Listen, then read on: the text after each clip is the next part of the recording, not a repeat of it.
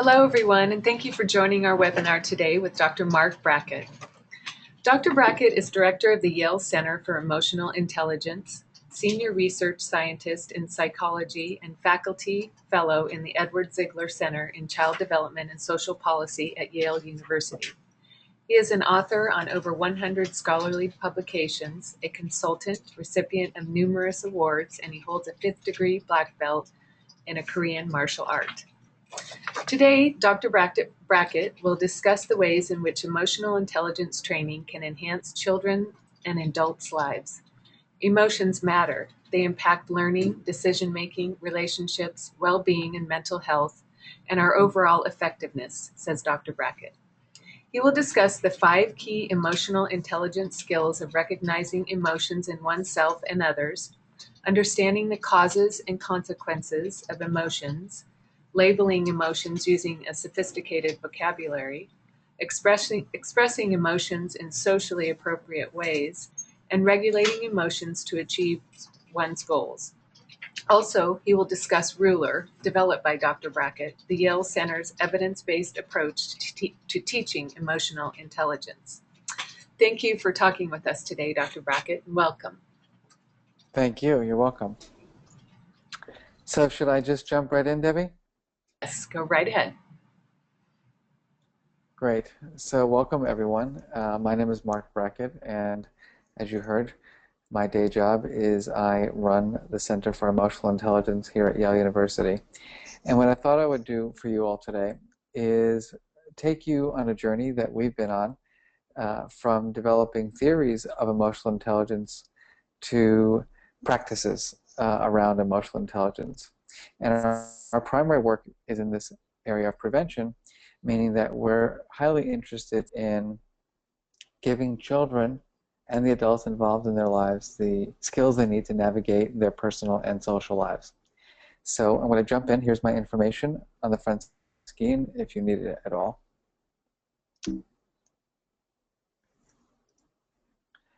I'd like to start off by asking you how you're feeling. So this is one of our tools. We call it the mood meter. And the mood meter is one of our evidence-based tools for building self-awareness about emotion. And our tagline is emotions matter, so we might as well start off with finding out how you're all feeling. On the x-axis is your pleasantness. So right now you likely are having some thoughts and feelings in your mind that are ranging from this is going to be the worst experience of my life to this is going to be the best experience of my life to I'm feeling very pleasant to feeling very unpleasant. So -5 would mean right now you're at the worst place ever. You might be slightly negative or unpleasant. You might be sort of neutral in the middle, or you're feeling pleasant or very pleasant. So like everyone, just take a moment and please plot yourself using the x-axis first. Where are you on the pleasantness dimension? Next is energy.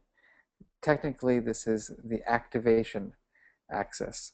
It has to do with how much energy your body has. For example, how much juice from your battery is being poured throughout your body to either make you feel like you have to jump up and down and explode with energy, or be extremely low in energy, as if you were feeling sort of in your deepest pool of despair or sapped.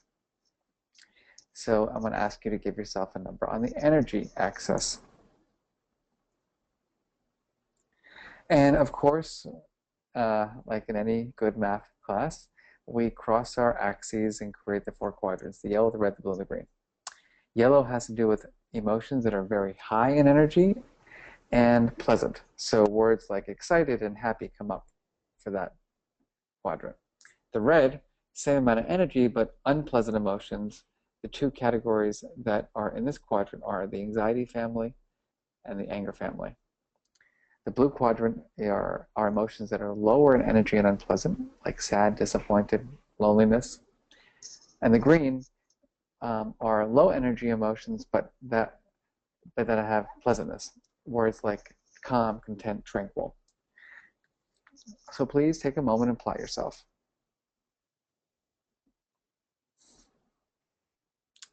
And where we'd like you to be for this presentation is somewhere between the yellow and the green. Because what our research shows is that to be engaged in a presentation like this, you want to be pleasant, but not have too much energy. Because if your energy is real high, your brain's going to be kind of all over the place. If your energy is too low, you might be kind of just sort of like dozing off. So that's my hope, is that you'll be there. And what I'm going to ask all of you to do for a moment is think about the strategy, the emotion regulation strategy that will best serve you for the next 45 minutes. More specifically, what can you think about? What might you do while watching this webinar that will help you get to that sweet spot?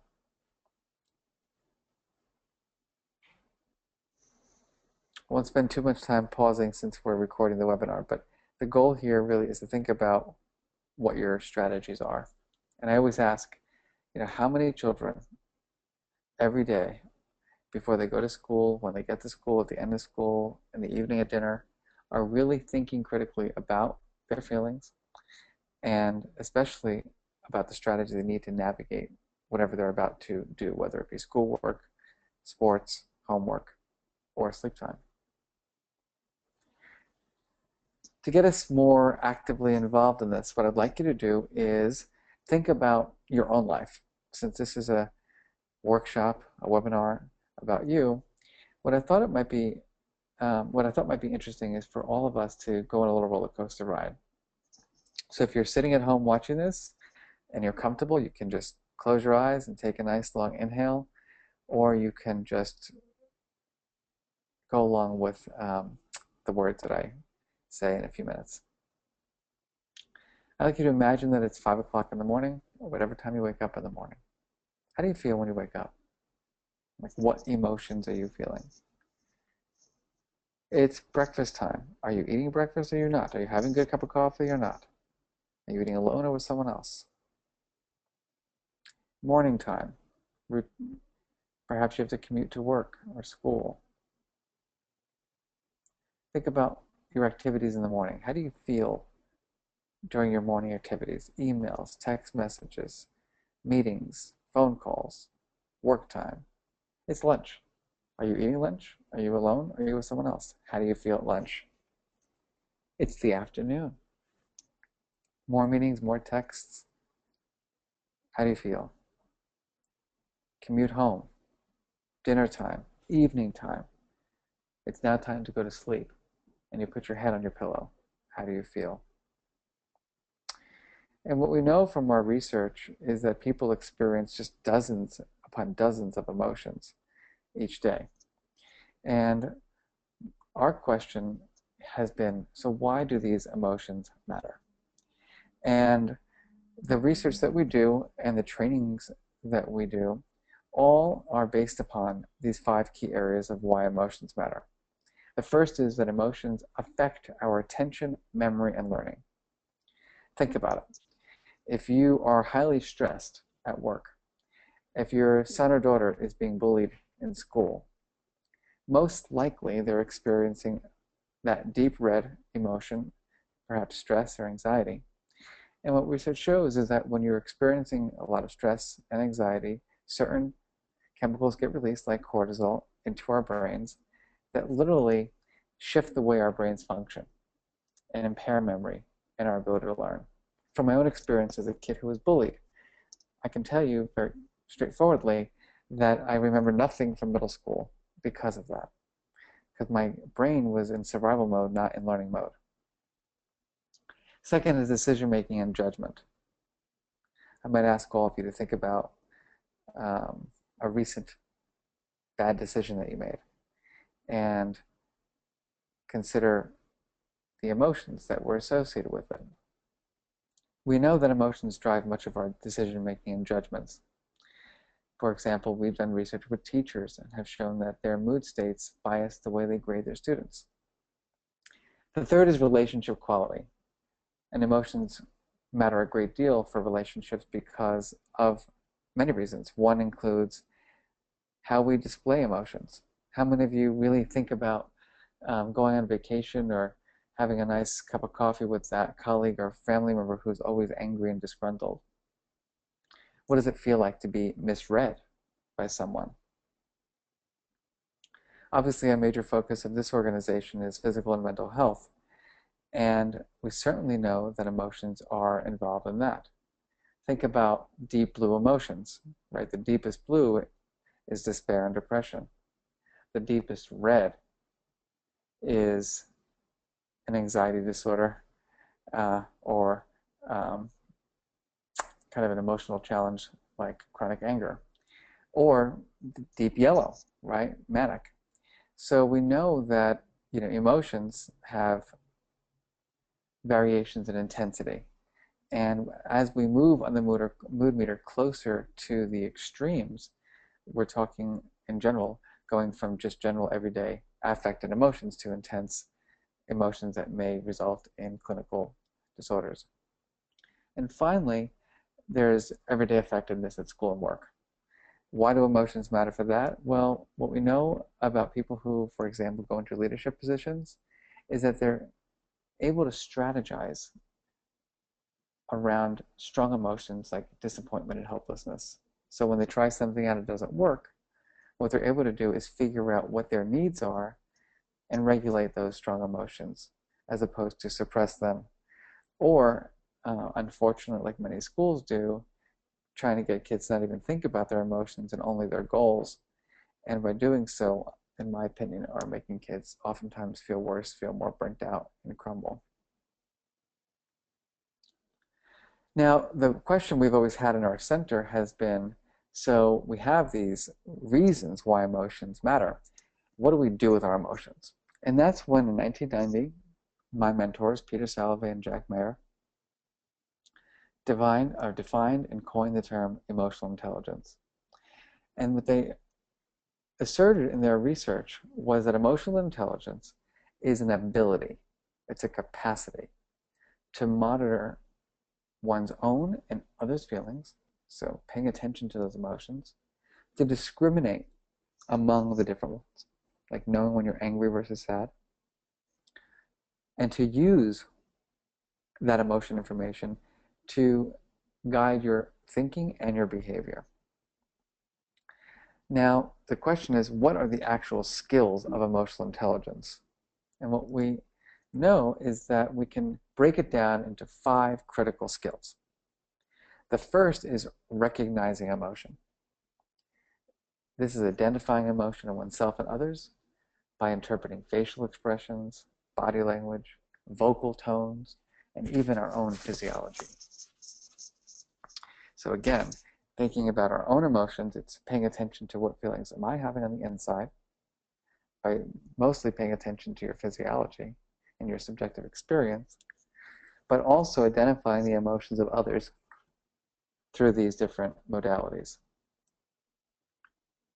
The second skill is understanding emotion. This gets into the more complex version, or the complexities of emotional intelligence, by thinking about the causes and the consequences of emotions. So for example, I'm going to ask all of you to think about this for a minute. What is the different reason or the cause of anger versus disappointment?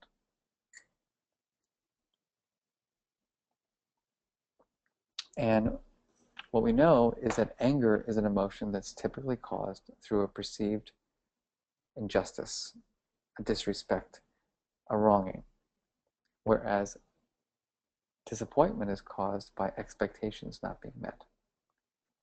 And some of you may be saying, well, who cares? What does it matter?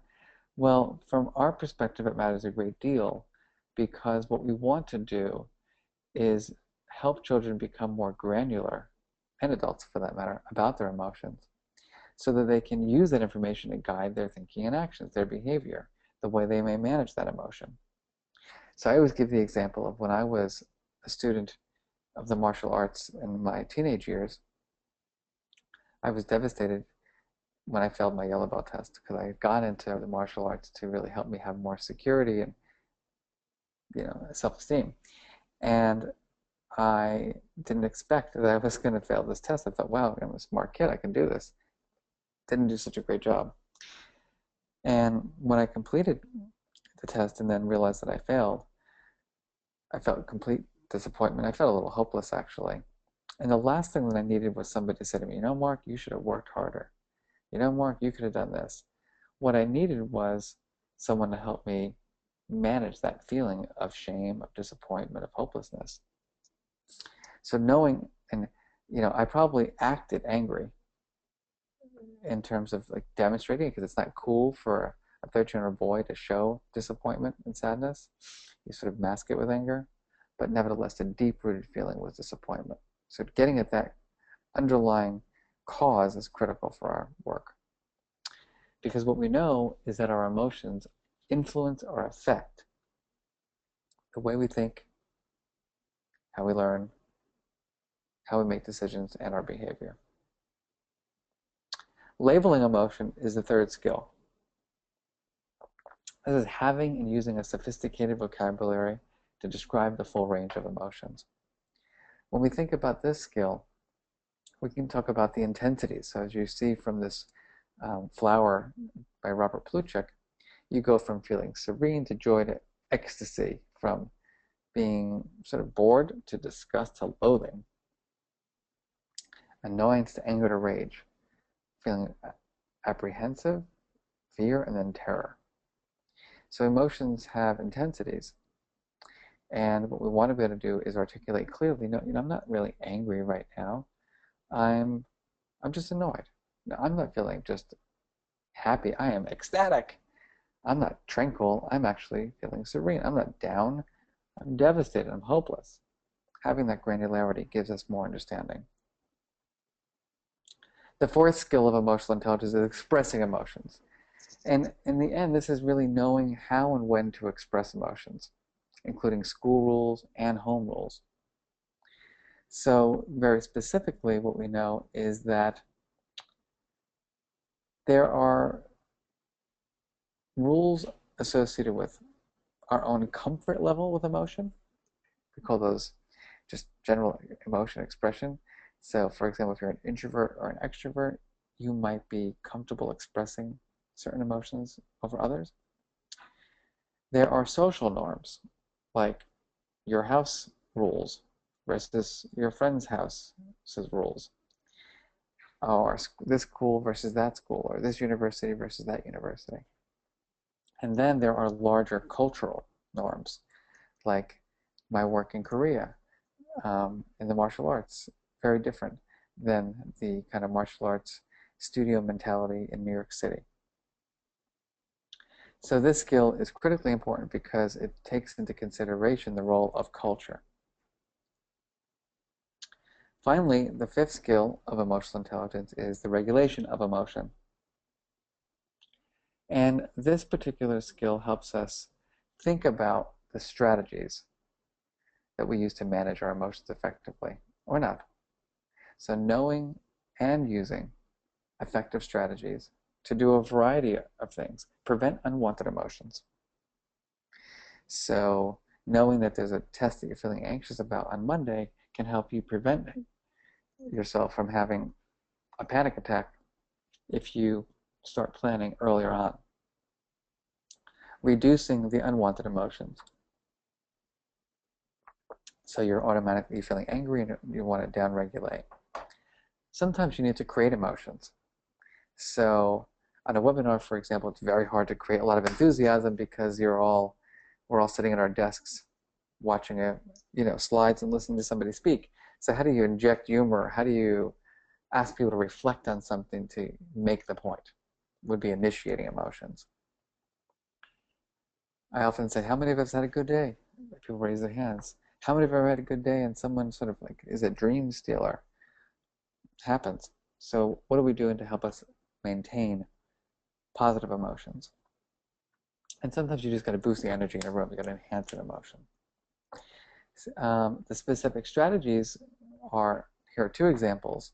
What we are teaching is moving from negative self-talk to positive self-talk, moving from blaming to reframing or positive reappraisal. So positive self-talk has to do with the things that we say to ourselves, like, Instead of saying, I hate myself, I'm no good at this, I'm a loser, can't believe I got involved in this, I hate my job, I hate my family, I hate my career. That's all negative self-talk. Positive self-talk is something like, I can do this is temporary, I'm going to take the high road. Whereas reappraisal is a more complicated strategy that involves reframing a situation or putting a different spin on it. So instead of saying, God, that person is so incompetent, you might say, my goodness, it seems like they're having a really hard day. What can I do to help? We've had the opportunity over the last decade to do a lot of research on emotional intelligence among children and adults. So here's some of the findings. So students who take our test of emotional intelligence and then have either report themselves or have their teachers report on anxiety, depression, alcohol and drug use, and bullying and aggressive behavior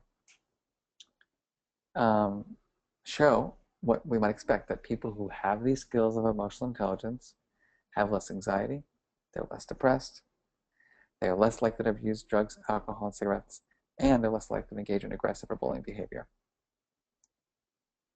They also have greater leadership skills, they're more attentive and less hyperactive in school, and what schools want to hear is the link to academic performance, and we've shown that as well, that people who have more developed emotional intelligence just do better in school. They can deal with the anxiety, they can manage their discomfort, they can focus because they have those strategies and awareness. We've also studied teachers, and we found that teachers with these skills are more positive, they get more support from their principals, report greater job satisfaction, less burnout, less stress. Even leaders and team members, these skills benefit them. From leaders having greater sensitivity and empathy, they're more effective rated by their peers and direct reports. Greater performance ratings. School leaders create healthier school climates. And as you can see, even teams function more effectively when members of those teams have greater emotional intelligence. We've also moved beyond the study of the individual to the study of the classroom. And we've looked at the way teachers and students interact, and in particular the way teachers teach. And what we've learned from our work is that a healthy emotional climate is really the best indicator of a healthy classroom. So classrooms that are rated as having a more emotionally intelligent climate have students who are more engaged, have students who have better quality relationships with their teachers, have students who are more pro-social, and again, students who perform better academically. So a big question that people have is, how do you develop these skills of emotional intelligence? And essentially, right, we can think about it from a nature-nurture perspective. Keep it simple. The nature has to do with, obviously, your genetics.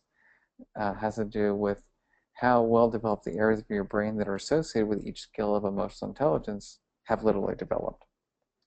For example, there are certain areas of the brain that are responsible for emotion and perception.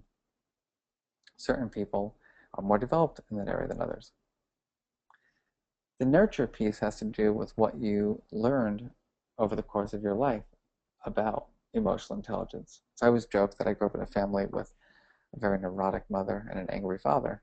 So I learned, my mother would say to me when I was a kid, "Don't tell me this, Mark, I'm having a breakdown." And what I learned about emotion was, don't talk to your mom about your feelings because she'll have a breakdown. My father, who was angry, says, don't talk to him because he'll get angry. So those were the lessons learned. I always joke, hence my career in developing programming for emotional intelligence and running around the world talking about it. But we're always learning about our emotions, whether it's positive or negative, through life. And what's critical for our work is that you can't change your nature. So nature also has to do with your temperament. I am someone who has spent his whole life managing anxiety. I haven't had an anxiety disorder, but I'm one that generally experiences intense feelings. Um, and the question is,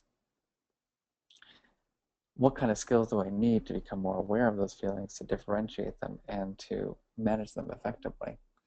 And what I found in my work is literally that these skills of emotional intelligence have provided me the opportunity to become more self-aware and obviously more self-regulated so that I could use my emotions wisely instead of to take me down a wrong path.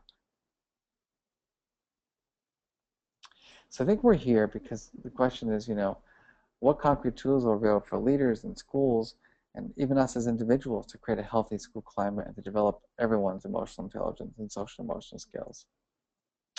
And that's where our center comes into play. So at the Center for Emotional Intelligence, we use the power of emotional intelligence to create a more healthy, effective, and compassionate society. We also conduct research and develop innovative educational approaches to empower people of all ages, obviously with the emotional intelligence skills they need to succeed. And so social emotional learning is a larger construct that's really taking off now in our nation's education system. What it means is it's a process, it can be in a program, or it can be a general approach to giving school leaders, teachers, students, and their families the skills they need to recognize their strengths and limitations, to make better decisions, to form good relationships, to become more empathic, and to manage emotions effectively. Ruler is our center's approach. And what Ruler stands for is obviously the 5 skills of emotional intelligence.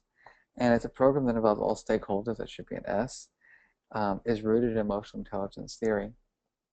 Importantly, it focuses on positive social and emotional development. The goal is to enhance existing programs and standards that are going on in schools. One thing that we say about emotional intelligence training is that it's got to be for everybody and integrate into all content areas, help teachers be more effective, and also show that it impacts things like student behavior and achievement. And our theory, which is very much aligned with the former diagram, is that Ruler, as an approach, works by training leaders and staff, having a classroom curriculum and family involvement, that then leads to enhanced social and emotional skills, enhanced emotional climates, and then in turn, the outcomes that we all care about, from academics to less aggression and bullying to greater health and psychological well-being. There are 4 anchors to emotional intelligence, and that'll be the last thing I share with you today before we get to questions. And they're designed for schools, but also just for individuals like yourselves to do at home and at school. So for example, the first tool is called the charter. We like to move away from rules and focus on feelings. So instead of having rules, don't do this, and keep your hands to yourself, no running in the hallway, no drinking, no eating, instead it says something like, in our class, we want to feel safe, empowered, connected, valued. You're going to appreciate it. In order to feel these things, we're going to do the following. We know that sometimes things go wrong, and there's conflict, and there are unpleasant emotions experienced by people, and we're going to handle that proactively and in the moment by doing the following. So that looks like this. This is one school district here in Connecticut who said they want to feel respected, supported, motivated, safe, appreciated. And it gets converted into this charter, which is a live document that explains how you're going to deal with these feelings and how you're going to promote them, and how are you going to literally feel loved, safe, special. The second tool is called the mood meter, that has to do with checking in, like I shared with you earlier. So how exactly are you feeling? And giving kids and adults, look at this, the facial expressions associated with each quadrant, language for each quadrant, strategies for managing emotions in each quadrant. One thing that I always say very importantly is that everyone needs their go-to strategies. By way of example, a few weeks ago I was in the airport, and for the first time in a long time I felt like I was going to have a little panic attack because I was so overwhelmed. And I, at that moment, stopped and took a breath and said, okay, Mark, what is your self-talk? What is your self-talk? Um, so just knowing that that is an option is just so critical to people, that you can stop, take that breath and say, wow, I need to sit, I need to take a break. On the bottom are examples in classrooms where there are children with learning differences and other challenges. So you can see you can use technology and drag your photo into a quadrant to help you speak your emotions if you can't, if you don't have oratory ability. Preschool, iPads, leaders using it. We also developed an app recently. It's called Mood Meter app, and it's getting quite a lot of attention because it, first of all, looks good, but secondly, allows you to kind of move your finger around the screen to learn it from about 100 different emotions. You can say, I'm feeling lonely, and then describe why. I'm feeling lonely because I've been traveling a lot, I miss my family. And then you can say, well, I don't want to stay in the blue. I need some energy. I'm about to do a presentation. I want to be in the yellow. And then you can choose images, quotes, and even strategies, research-based strategies, to help you think through what might be a way to manage that emotion to bring you to that quadrant. So I chose a picture of a little puppy. And what it also does is it allows you to track your patterns. So my patterns look like I've actually been quite blue, down, depressed. Thankfully, I'm not, but it just so happens that when I show this to people, I use blue as the example. I'm more red these days, and building our center, feeling quite overwhelmed a lot. It's certainly running around talking about this so much. But again, what's my strategies? Am I taking that walk? Am I getting some fresh air? Am I using those quotes to reappraise?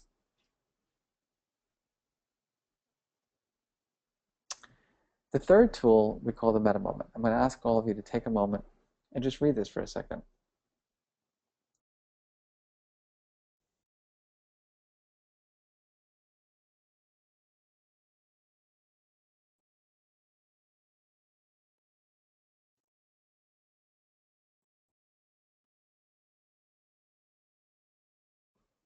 So this quote resonates with me because it really reminds us that we need to slow down, that we need to pause, that we need to not be so impulsive, that we need to be less reactive, less automatic, and more intentional in our lives. And the meta moment is a tool that we developed to help, as Viktor Frankl says, build that space between stimulus and response so that we can have that growth and freedom. There are 6 steps to the meta moment. The first is something happened. You are triggered by something real or imagined. So all of a sudden you see someone and it angers you, or you think of something and it increases the anxiety. And then what we ask people to do is sense that. Really just pay attention. How is it shifting your thinking? How is it shifting your body? Third is to stop and observe and breathe. The fourth is an interesting piece, which is see your best self. So I always joke, that my students here at the university gave me the nickname, the Feelings Master. So whenever I'm triggered by a student or a colleague, I always say, okay, Feelings Master, where are you? Feelings Master, where are you? And by activating that Feelings Master self, something interesting happens, which is that I can choose a strategy that aligns with my Feelings Master self versus the self that wants to just eliminate the person or just yell, scream, avoid, etc. Those strategies go back to what we showed you earlier, having to do with that positive self-talk, that reappraisal, and of course there are others, but in the beginning, what we found in our work is that those 2 are the kind of most reliable, right? If you can just switch from negative talk to positive talk, if you can switch away from blaming, procrastinating, and everything else to reappraising, you'll likely succeed in your social interaction and feel positive about the way you dealt with it as opposed to regret it. So these are examples of classrooms where they've used it. Right, kids say, my best self is someone who's confident, calm, and comfortable. Teacher, my best self is someone who's creative, caring, helpful, and organized. Drawing pictures of yourself and finding your other adjectives. The fourth tool in our work has to do with perspective taking, building empathy, and problem solving. We call this the blueprint. So with this particular tool, you're recognizing and labeling your own and others' emotions, trying to understand what those causes might have been, and thinking through the expression and the regulation of emotion. So if there was a conflict, say, between these two kids, what would happen is they would each be asked to fill this out. Explain their feelings, explain how they felt the other person felt. And then they come together and look through it and unpack it. Well, I thought you were angry. No, I wasn't angry. I was feeling sad. What do you mean? Well, you did this. Well, you interpreted it that way. And what we found in our work is a lot of conflict comes about as a result of misreading people and not really understanding the other person well enough. There's more advanced work as well where we take students to what we call a feeling words curriculum, where we integrate emotions into the classroom by having teachers share stories, by looking at the academic piece in terms of following a character. Let's say if you were reading the book The Boy in the Striped Pajamas, looking at the character and following them throughout the novel. Having kids go home and interview their family members to learn about the emotions they've experienced, to the creative connection where they are doing skits or art projects around the emotions, to really thinking through all those strategies to regulate the emotion. So the question that always arises is, does it work? Does it make a difference? And as you can see here from a large meta-analysis conducted by my colleagues at CASEL, that adoption of social emotional learning leads to a lot of positive things, like a 22% increase in social emotional skills, increases in attitudes and behavior, and decreases in conduct problems, and decreases in emotional distress, and increases in academic achievement. Ruler, which is our approach, has shown to help decrease anxiety and depression, help kids manage their emotions more effectively, teach kids how to problem solve better, give them social and leadership skills, experience fewer attention and learning problems, and perform better academically. We've also shown that doing this work not only affects the individual, but shifts that climate that I said was so important earlier. That schools and classrooms that adopt these kinds of approaches just are more positive places for kids to learn. That emotional climate feels friendlier and healthier and happier. The instructional supports the teachers provide are better, and classrooms need less problem. And classrooms have fewer problems with discipline and are more organized. So I hope that this is a nice little journey to sort of hear about what we can do in a proactive way to give children the social and emotional skills that can help them navigate their lives. That we can give kids early on in their lives that vocabulary, that understanding, those strategies that can help them manage those strong emotions and choose effective ways to handle them as opposed to ineffective ways. Now, some of the problems are that there are uncertainties, like don't know how schools are going to teach, where technology will be or not, how it will impact our lives. But a few things that I think are pretty certain. One is that emotions matter. So I mentioned that in the beginning of my presentation, that emotions are driving so much of what we're doing in everyday life. But that's not going to go away. That our relationships matter. Importantly, these skills can be taught, as demonstrated through a variety of studies, but also being mindful that doing this well requires work. It's not just a workshop or a webinar. It's a commitment to developing oneself. And finally, schools that adopt social emotional learning approaches just have better outcomes for everyone, students and faculty.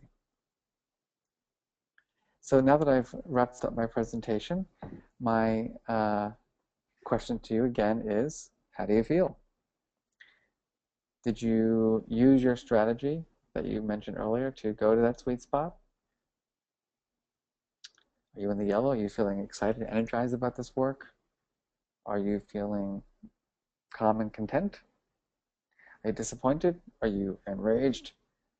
How are you feeling right now? And just going to turn this over to the foundation where you can support them.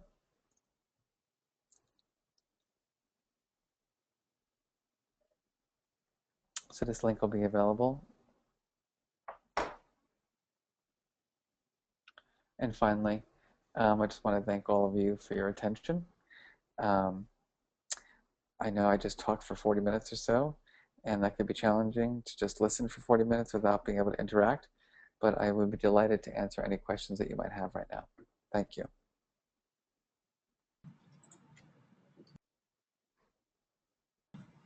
Great, thank you, Dr. Brackett. We do have a few questions. Let's start with the first question. It would be, what book or online classes, etc., do you recommend to develop these emotional intelligence skills? Goleman, Chang Ming Ten's Search Inside Yourself.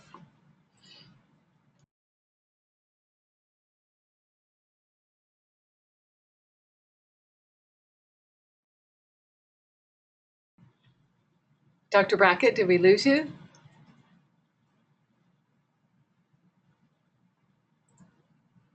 Oh, I'm sorry. I hit the mute button by accident. I apologize. Okay. What I was saying was that all of those books are fine and can give you insight. What we've been doing is developing tools like this app to help people really start learning about who they are in terms of their emotional life, which is useful and inexpensive. And you can always go to our website to download articles. We have a lot written on this topic. And of course, there are tons of books out there, none of which really follow this approach because we're in the midst of writing our own book, but yet plenty of books on the role and importance of emotions. Great, thank you. Next question, how can one learn and or be certified to teach these skills to others? So it's a good question. We hold trainings here at Yale on our work. Again, the majority of our work is focusing on certifying people to work with schools. So we're primarily an approach that deals with districts because we're prevention focused, not as much intervention focused, meaning that we work with school systems to develop stakeholders, leaders, teachers, teacher leaders to then be the turnkey trainers for their schools and districts. But again, on our website has information about that.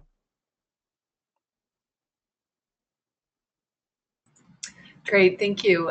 The next question, how would I apply the ruler when suffering from an eating disorder due to bipolar depression? Any suggestions? So whenever someone is experiencing, a clinical diagnosis like an eating disorder or bipolar depression or bipolar disorder, we always recommend that you're working with a clinician, right? These are tools that can be used by everyone. But my recommendation would be, for example, if you want to gain greater insight into your strong emotions, for example, with bipolar disorder, the Mood Meter app could be very useful for you to work with your therapist, psychiatrist in unpacking it. So if you put up, for example, reminders in the app 5 to 10 times a day, and made a point to do it for a few weeks, you could start unpacking perhaps the triggers and other things that are evoking the highs and the lows.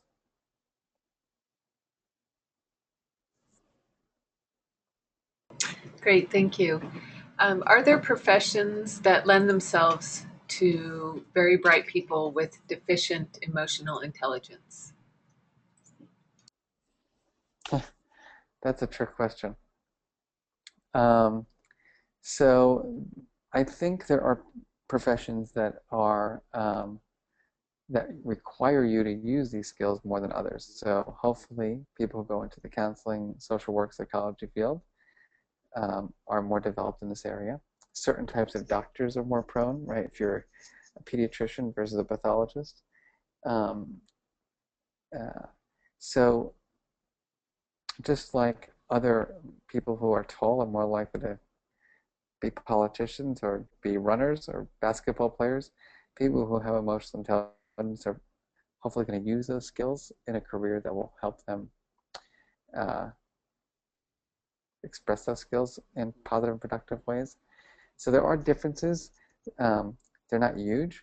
My claim here at Yale is always that we get kids who are extremely cognitively capable, not necessarily emotionally intelligent. And I always tell my students that my job is to hire people who have both sets of intelligences because I know they'll be smart enough to get the work done, but also be a great team player and make people feel comfortable around them.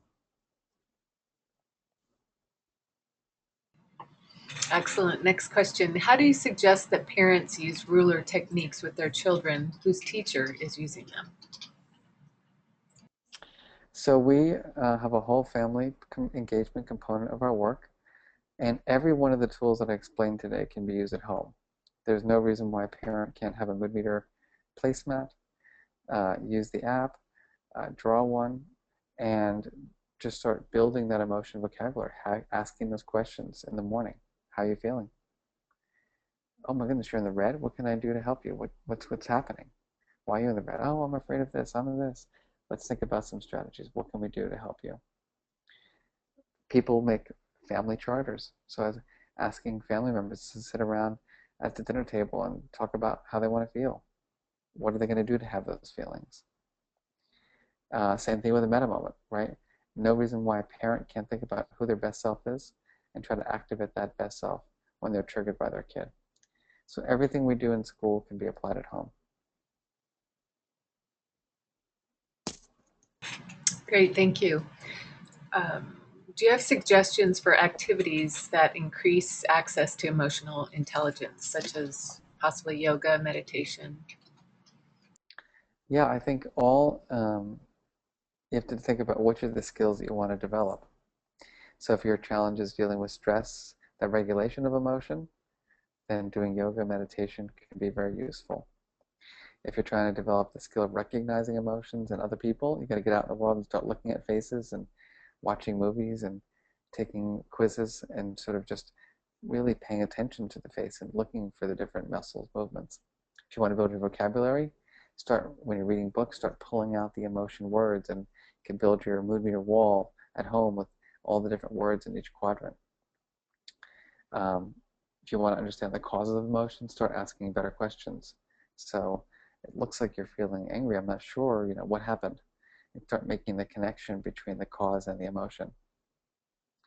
If you're uncomfortable expressing certain emotions, you got to get out there and just try it out. So if you're uncomfortable expressing your love or happiness, um, take the risks and just try one day to express a strong positive emotion, see how it feels, and just learn from that experience. So again, it's very specific to the skill. Great, thank you.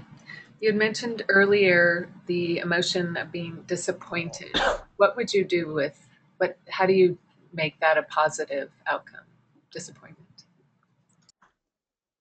So the it may not be a positive outcome because not everything turns out positively. Sometimes you had an expectation that was not realistic.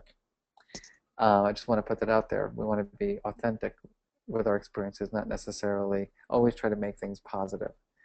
But certainly, disappointment is, a child feels um, disappointed because they thought they were going to get an A, but they got a C on their test. Um, what you want to unpack with that child is a number of things. One, did they have a realistic expectation? Were they prepared? Um, what made them feel if they got nervous during the test and they didn't do as good a job because of that? What caused that feeling? Was it the test taking itself? Was it the time pressure? Was it someone else in the room that was doing something? So from our perspective, it's really unpacking the work and really becoming an emotion scientist.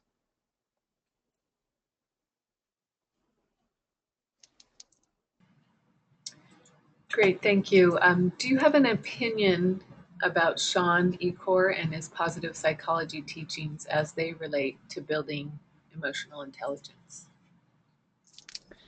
Well, I don't like to talk about my opinions to about colleagues since they're colleagues, but Sean has done great work and is really developed quite a robust way of helping people, experience more positive emotions.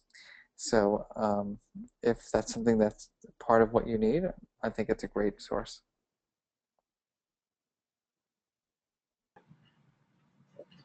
Great, thank you. Next question. I am in South India and I run a counseling group. How can I be certified? Is there something available online? I hold seminars and workshops for school, college, and college students. So right now we don't do online certification because it's about emotional intelligence and we need to see people teaching it and give them feedback in the way they deliver the work. So unfortunately, the only way to get certified is to come to Yale for our week-long trainings.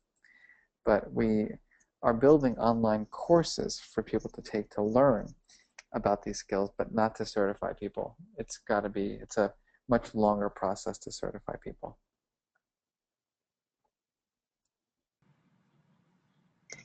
Thank you. Um, how would you suggest transferring your teachings to mentally ill adults lacking in emotional intelligence? So I think obviously whenever you're dealing with mental illness, you need to unpack, the biological components from the psychological components, even though that's often difficult.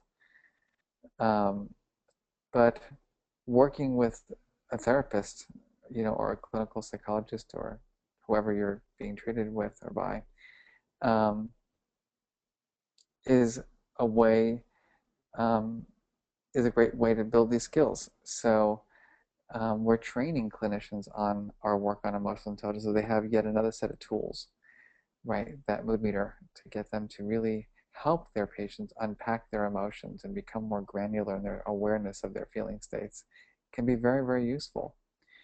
Um, but again, um, once there's a clinical diagnosis, um, it's critically important that all of these tools are used under the guidance of a trained expert.